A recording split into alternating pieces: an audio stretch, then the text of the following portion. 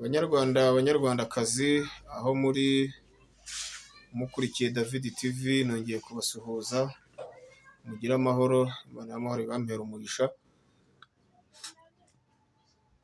nk'uko dusanzwe tuganira bitandukanye munyihanganire kuba gusepfura kugira ngo murabizi ko maze igihe ndwaye ariko noneho ndagira ngo mbabwire ngo umwanya n'uyu nguyu wo kuvuga ibibazo byacu dufite. Murabyibuka abanyarwanda, umutego abanyarwanda baguyemo, twaguye mu mutego wo kumva ko u Rwanda rutazigera ruterwa, rwo kugira umuturanyi mubi akaza agashuka leta y'u Rwanda iyobowe na Habyarimana Juvenal, uti rwose nta gihugu cya Uganda kizigera gitera u Rwanda, naho bari mu mupango wo kugira gute, wo gutera igihugu cy'u Rwanda.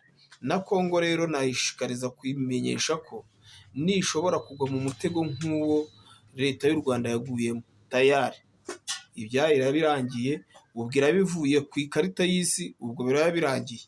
Ngiye rero ibyanjye mbivuga hakiri kare, muramenye ntimuzigere na rimwe mumera nk'u Rwanda, kuko u Rwanda rwaguye mu mutego, rugwa mu nda nini, rugwa mu bayobozi babi, none ubu barimo kwangara. Ni bande bari kufatwa hirya no hino bazira ibyo batazi kandi barabigiyemo bari gukina.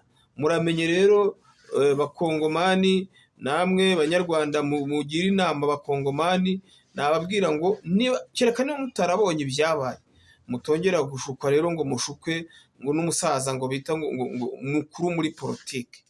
Ndabara ubwo namwe muramuzi.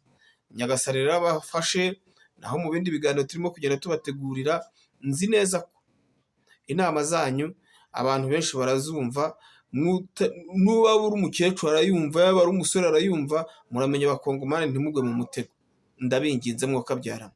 Kereka niba mutabona ibyo twaguyemo na n'uyu munsi tumaze imyaka 30 turi kuvuza induru.